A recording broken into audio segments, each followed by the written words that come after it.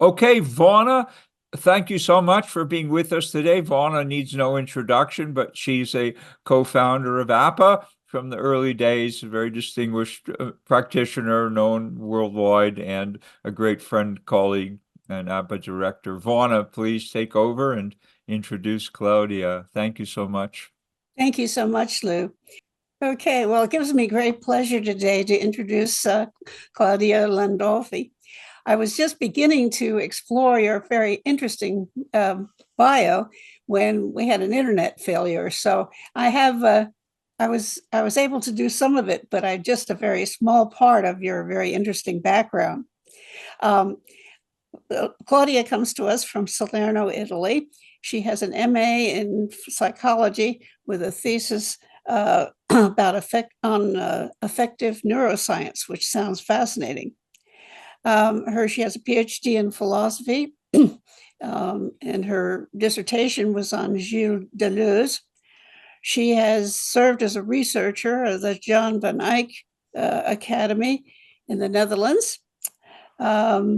She is a member of, am I pronouncing this right, CELPE, at the University of Salerno. Is that correct? Okay.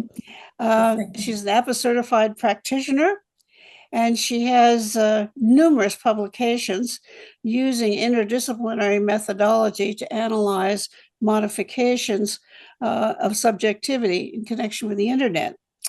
And also another interest in developing an ethics of affect and putting it on an empiricist basis. She's present today. Her paper will be entitled Belief-Centered Method, BCM, and I'm very anxious to hear about it. And one thing further I will say is, by way of introduction, Claudia, you have such an interesting background. Do put your profile up on our website. Lou has spent tons of times working on this website, and so we'd like to know more about you there, so that practitioners can check your credentials very easily. Thank you. Thank you. Thank you very much. I'm really very honored and happy to be a part of this event, and thank you very much to Vana Fori and Lou Marinov and all the members of APPA. The work I'm going to present stems from my personal need to structure a theory and a method useful for my philosophical practice, as I founded in Italy an Academy of Philosophy, which is dedicated to an 18th century Neapolitan philosopher who signed herself with the pseudonym of Mirista. And in this academy, I carry out the philosophical practice. And so I need to formulate. The title of my work is Beliefs-Centered Method in Philosophical Practice. What I am referring to when I talk of beliefs. For first, I will present, we can go to the other slide,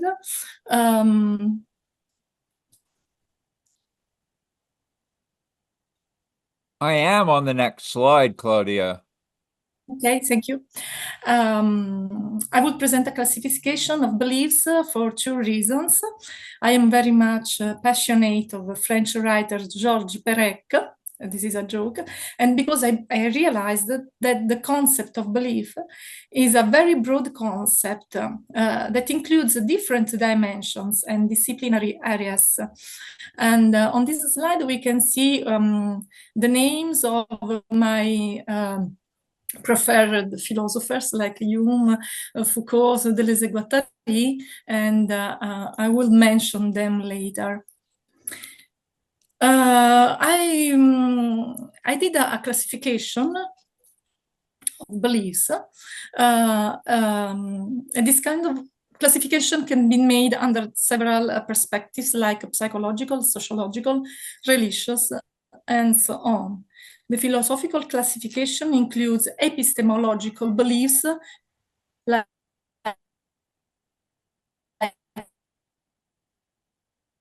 empiricism,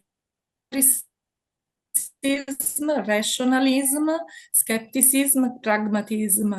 Dual includes core beliefs, I mean deeply held beliefs that form the basis of an individual's identity, and peripheral beliefs, less central beliefs that can change without significantly altering an individual's overview. Then we have explicit beliefs and implicit beliefs, which are unconscious. After that, we can also classify beliefs in the frame of religion. We can refer to theistic beliefs like monotheism, polytheism, and pantheism, non-theistic beliefs like atheism, agnosticism, and humanism, and spiritual beliefs. Beliefs focused on personal spiritual experiences, not tied to an organized religion.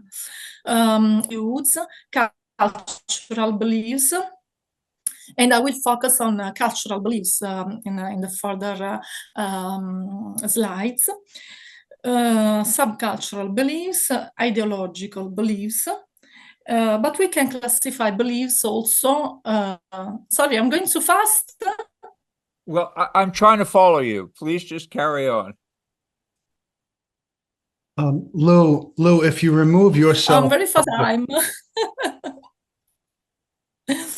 Well, we are on the right slide because we can see the last difference between classification based on function. And so we have descriptive beliefs, as to say, some mental schemes like the explanation of the world under scientific paradigms, for example. And we have prescriptive beliefs, which are something like the way in which we are used to think world as should be, and affective beliefs that involve emotions. But we can also classify beliefs on formation and on certainty. And on formation, I mean when beliefs are innate or are acquired beliefs that are learned or adopted through experience, or we can classify beliefs by certainty. And so we have convictions, opinions, and hypotheses.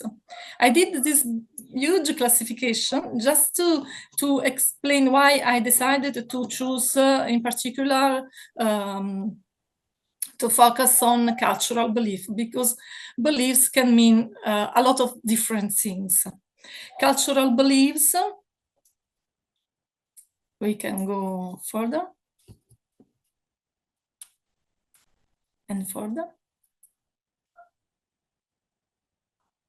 Okay, thank you so much. Thank you, Lou. Cultural beliefs play a significant role in shaping the psychological makeup of individuals and communities. And these beliefs encompass the values, norms, and practices that define a society and influence how its members perceive the world, interpret experiences, and interact with others. And so I'm interested to explore the impact of cultural beliefs on the psyche, examining how they affect mental health, identity formation, and cognitive processes. In particular, we have the role of cultural beliefs in shaping mental health. Cultural beliefs influence mental health. Let's think of the conceptualization of mental health itself, because various cultures vary in their definitions of normalcy and pathology. Another level in which cultural beliefs have an impact in mental health is tied to the question of stigma and help-seeking behavior. I mean, cultural belief can influence attitudes toward mental illness, because in some culture, individuals can feel the stigma to admit its sufferance, mental sufferance. And so also this affects the help-seeking behavior. Another level in which beliefs act is that of coping mechanism, because the strategies people use to cope with the stress and adversity are often rooted in cultural beliefs. And so we can go further. Thank you very much. Cultural beliefs have an impact on identity formation. For example, in collectivist cultures, individuals derive a sense of self from their relationships with family, community, and society, while in individualistic cultures, it is prevalent the independent self-concept. And these differing identity constructs can impact self-esteem, motivation, and interpersonal relationships. Another question is that of cultural scripts, because cultural beliefs provide scripts for appropriate behavior and life trajectories. Think of life choices like career path, marriage, and family roles. And another problem is that of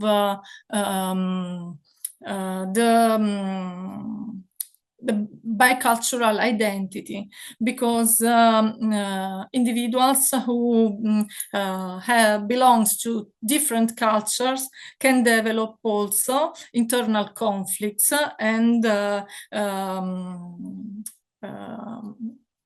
it could create personal problems. So I'm trying to make a list of all the levels of intervention of philosophical practice, and this is what I'm trying to do. We can go further. Thank you.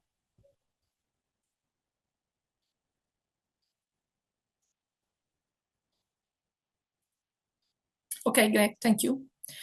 Cultural beliefs shape cognitive processes and perception, influencing how individuals interpret and respond to their environment.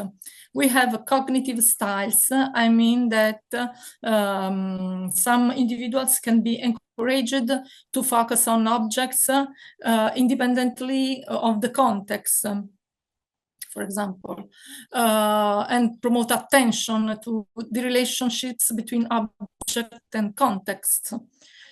Or we have also attributional styles. For example, in individualistic cultures, behavior is attributed to personal traits and abilities, while in collectivist culture, behavior is seen as a result of external factors and social context. So we have different ways to understand behavior. And another level is that of emotional expression and regulation, because cultural norms dictate how emotions are expressed and regulated. But it is not only, this is not referred only to different cultures. We can refer also to different genders, for example, the way in which a gender is shaped in relation to the way in which an individual has to express his or her emotions. Okay, we can go further. Thank you. So in order to formulate a theoretical support for my philosophical practice, I am going to focus on David Hume, which is one of my authors. David Hume's analysis of beliefs centers on their origins, nature, and impact on human cognition and behavior. Hume's philosophy is firmly rooted in empiricism, the doctrine that all knowledge is derived from sensory experience. He argues that the human mind begins as a blank slate, and all ideas originate from impressions, vivid, immediate sensory experiences. So beliefs, according to Hume, are a subset of ideas that have a particular vividness and vivacity, distinguishing them from mere imaginings.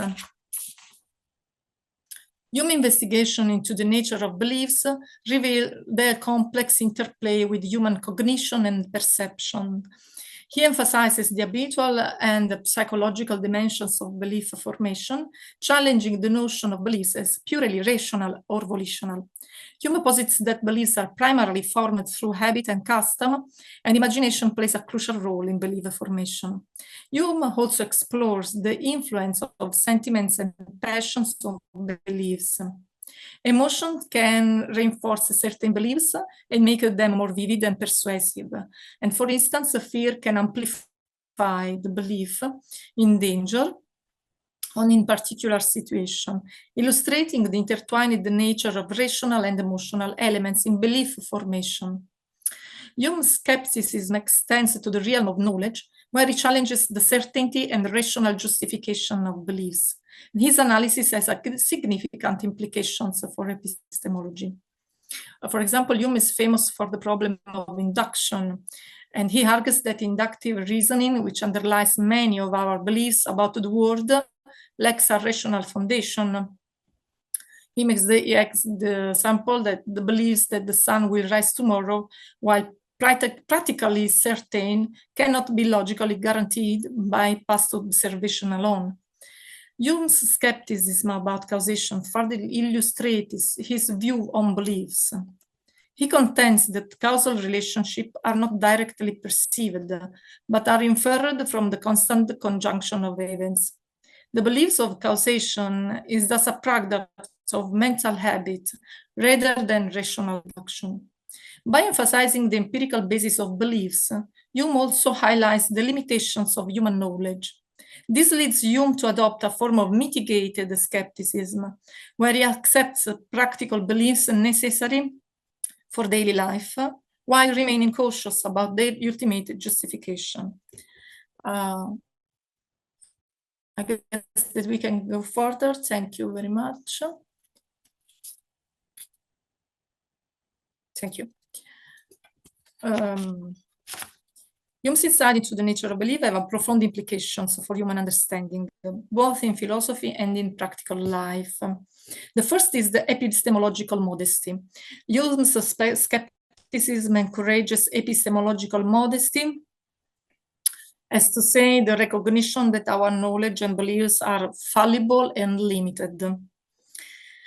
This perspective fosters intellectual humility and openness to revising beliefs in light of new evidence and new experiences. The second is practical rationality. Beliefs guide actions and decisions, enabling individuals to navigate the world effectively. This pragmatic approach to beliefs underscores their functional role in human life, even if they lack absolute certainty. The third is psychological insight.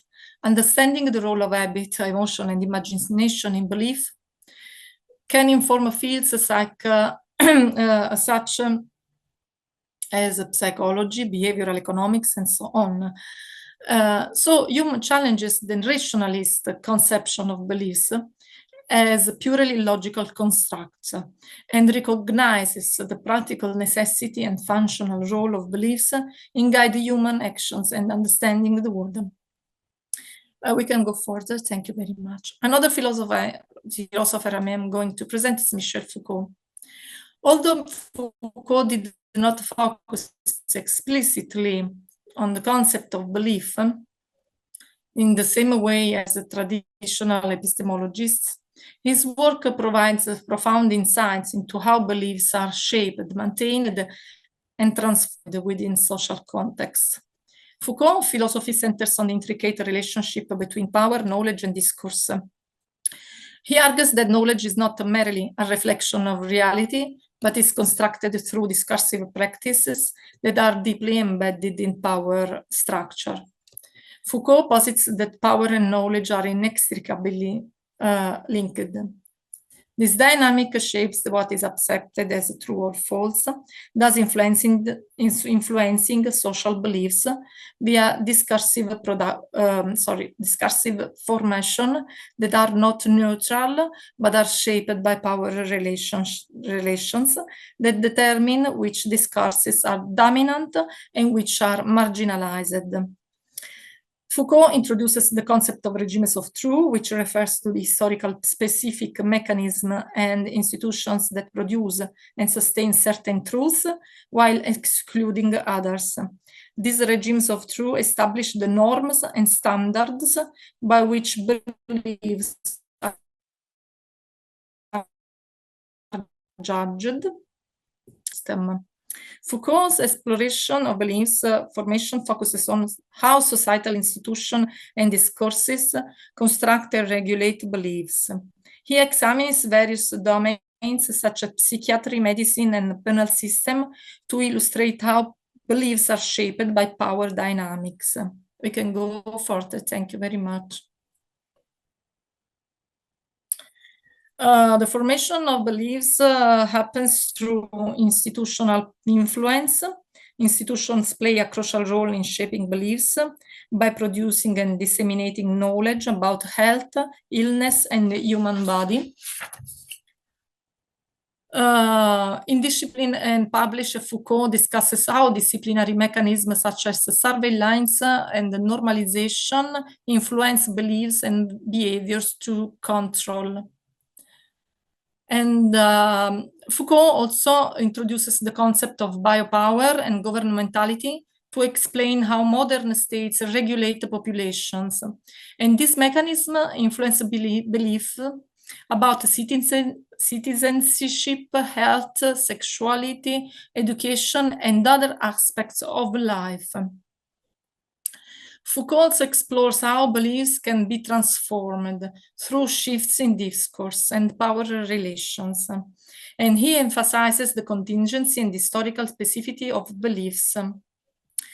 So we have epistemic shifts. For example, Foucault analyzed the shift, the transition from the classical to the modern episteme, involved a fundamental reorganization of knowledge, affecting beliefs about the science, society, and the self. Foucault also acknowledges the potential for resistance and the emergence of counter-discourses that challenge dominant beliefs. And he argues that intellectuals have a role in challenging established truth and promoting new ways of thinking. We can go further. Thank you. Thank you very much. So Foucault's analysis of beliefs has a significant implications for understanding how beliefs are constructed, maintained, and transformed within society. Foucault's work challenges the notion of objective universal truth. So we have a critique of objectivity. And Foucault emphasizes that beliefs are not simply individual cognitive states, and this is very important to me, but are deeply influenced by power relation. And then, and third, Foucault's focus on historical contingency and suggests that beliefs are subject to change and to be transformed. Foucault's exploration of beliefs offers a profound and critical perspective on how beliefs are shaped by power, knowledge, and discourse. And his concepts provide valuable tools for critically examining the social and political forces that influence our beliefs. Okay, we can go further. Thank you. Other authors that I dedicate, to which I dedicated my researches are Deleuze and Guattari. Deleuze and Guattari present a radical rethinking of philosophy, psychoanalysis, and cultural theory. Their concept of belief is intertwined with their broader philosophical project, which challenges traditional metaphysical and epistemological frameworks. Deleuze and Guattari reframe the concept of belief by linking it intricately with the desire. In Anti-Oedipus, they propose a revolutionary theory of desire that departs from traditional psychoanalytical model. Central to their philosophy is the notion of desire in production, where desire is seen as a productive force rather than a lack or deficiency. And this production is both material and immaterial, creating a connection and assemblages that give rise to beliefs. Beliefs in this framework are not merely passive reflection of reality, but are active participants in the construction of social and personal worlds. Deleuze and Guattari introduce schizoanalysis as a method to analyze and decode the processes through which desires are organized and beliefs are formed. Unlike psychoanalysis, which they critique for reducing desire to familiar structures, schizoanalysis looks at a broader socioeconomic and political structures that shapes desires and consequently beliefs.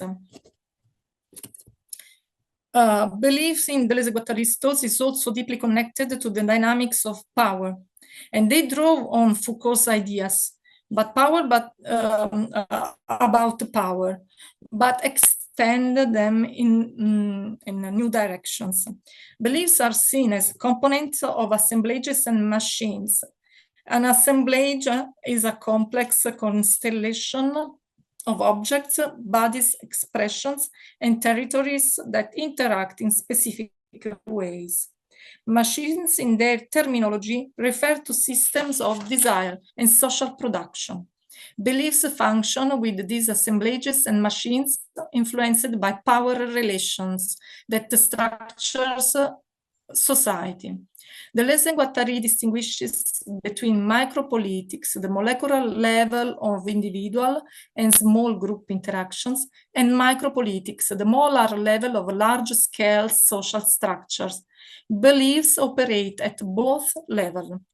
And we have a process that reminds me of Gotham's concept of decentering and centering, because I don't know if it's correct to do this similarity or I don't know, but in Deleuze and Guattari we have deterritorialization and reterritorializations, and this refers to the process by which established structures and meanings and beliefs are broken down or displaced or are newly constructed again.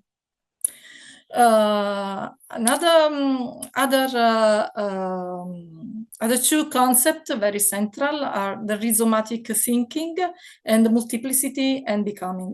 The rhizomatic thinking in this frame, beliefs are not rooted in a single origin or foundational truth, but are dispersed across multiple and interconnected points.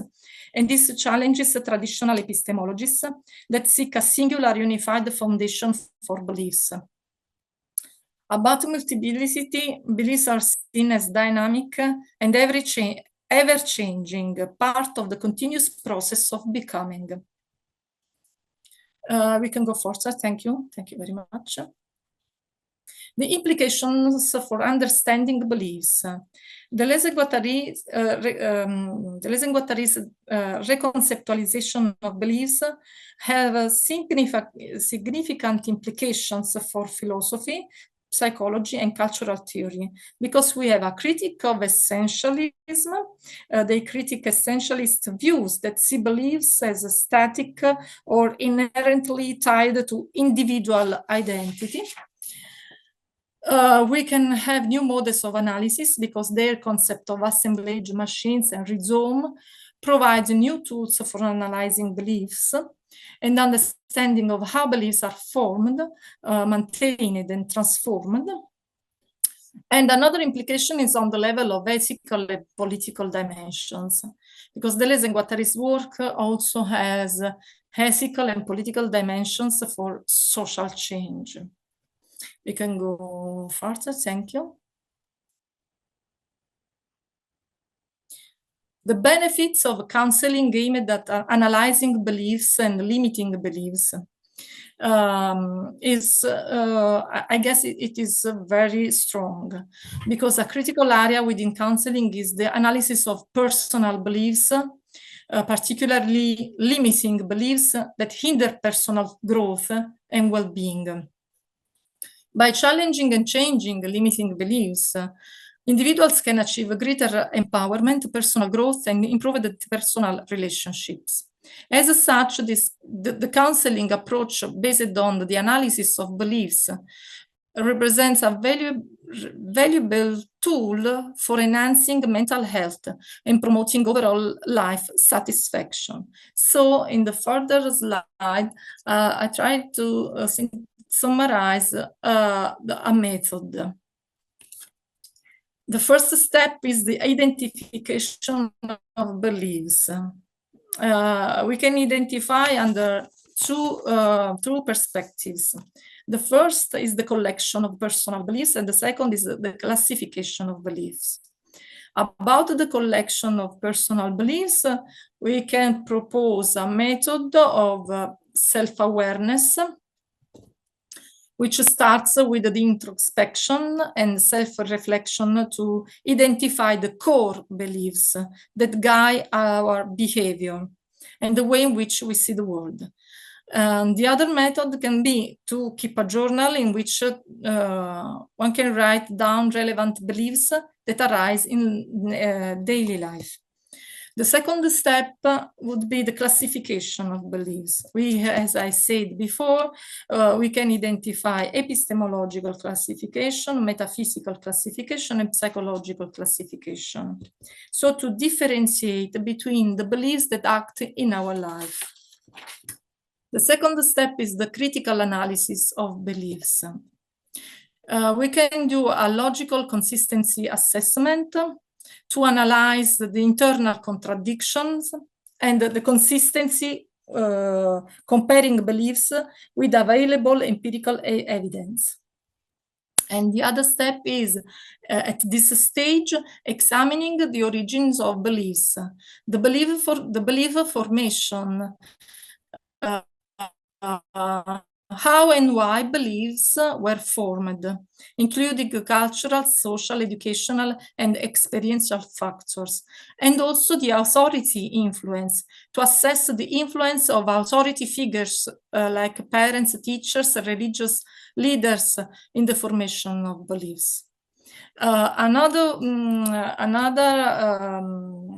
part of the method, to say so, is to analyze the function of the beliefs, the way in which beliefs function in our life on the psychological level, and about the way in which we feel ourselves, and about our identity, our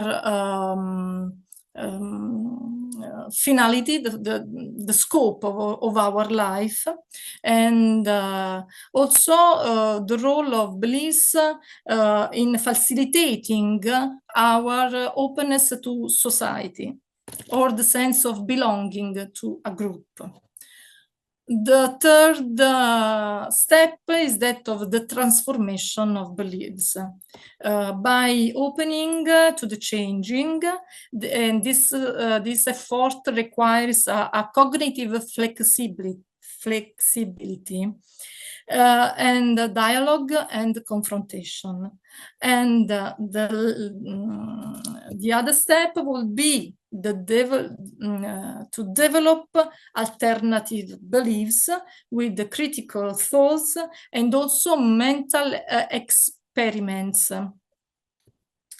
And the final level would be the integration of new beliefs in everyday lives by monitoring the effects in our life and the continuous reflection, keeping an observation, keeping an eye always on our way to interpret our beliefs. Okay, I did it. Thank you very much. I was so fast because I was carried to not have time, and sorry for my velocity. Thank you very much. Thank you for the attention, and thank you, Lou. Thank you very much for your help. Thank you. Well, thank you for an absolutely wonderful presentation, Claudia. You've given us a great deal to think about here. I know I have some questions, but I'll give priority to those who have their hands up. I can't see very well here, so Lou, do you see who has their hand up yet?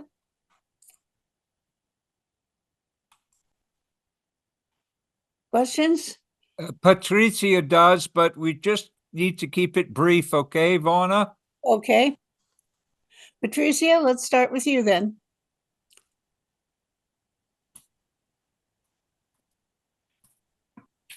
I keep it brief. Thank you, Claudia. Just a very quick question. I really appreciate the relationship between stress management and the cultural influence. So how the culture influences us in our ability to respond, to manage, and to cope with stress. And I really appreciate the three indication of the method that you share with us. I clear the identification phase and the critical analysis, because that's a kind of, I'm transferring this to the philosophical practice.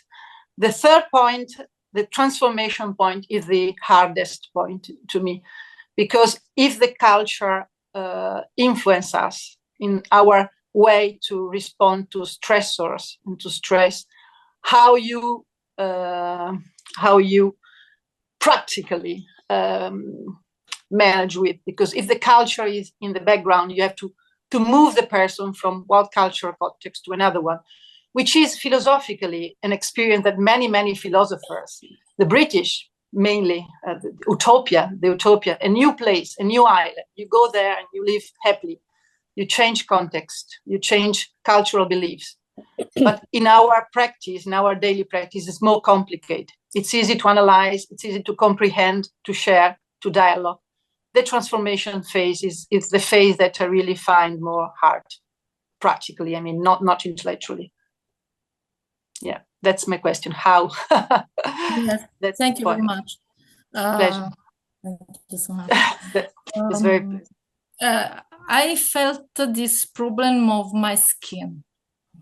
As I lived in the south of Italy, and so for all my life I felt great limitations to my possibilities to express myself and so on, and you can imagine. But I've been helped a lot by Gilles Deleuze and Felix Guattari when they talk about micropolitics. And I interpreted this paradigm maybe in a personal way, because I realized that in the moment in which I had everything clear about the influences that have an impact of my life, something inside of me is changed at a micro level. I didn't a revolution, but at a micro level, I experienced the micro shiftings in a long period. But I guess maybe this is the only possibility if you don't want to adhere to a power, and you don't have the the ability to create, as Foucault did, a counter discourse. And so Okay. the third solution would be the politics, in my personal experience. Thank you. Thank you for that answer, Claudia. I think it is so welcome that you have a paper stressing the influence of culture and power relations on our belief systems. I think very often, as the feminists have pointed out, the personal is the political. The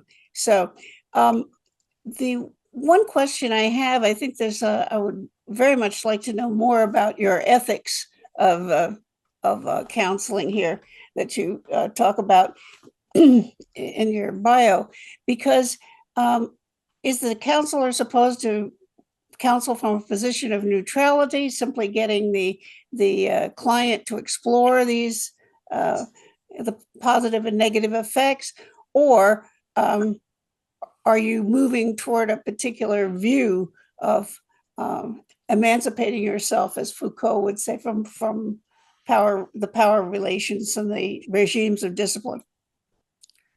Thank you very much. Yes, I have a training in ethics, but it's not by chance.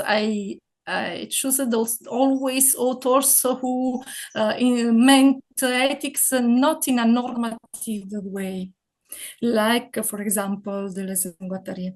And I guess that also because I studied psychology and other disciplines, I realized that every emotion is always to be accepted. Every emotion an individual express is always right, the emotion. But naturally, we have, of course, a code, a professional code. And so if we understand that the client is not respecting other people, we have to intervene. But until now, it never happened to me. Thank you.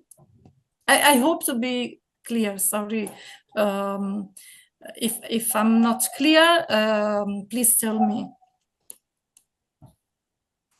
Thank you very much for that answer. Anyone else have any questions here?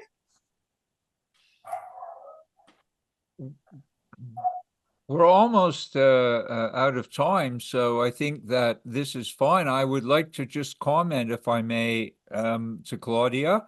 Wonderful and interesting presentation. You know, we work a lot, and many of our colleagues work in this area of belief formation and belief change, and there are so many approaches, but you've given us some very interesting and enriching alternatives to that whole area. So I'm very appreciative, and I'm sure more are in the room. So thank you very much. Grazie mille, Claudia, for this. I just have one comment. During this presentation, our email system has been deluged with dozens of Italians who want to join the meeting, but who aren't members of APA. So you obviously have a big fan club back in Italy, and they saw you on the program, and they've been trying to get in at this very, I'm sorry to say, extremely late date. But if you like, we'll email you the contact information for all the people who were trying to crash the meeting, who are from your part of the world. And then if you want to communicate with them, that'll be fine. Okay? You are now a multicultural star.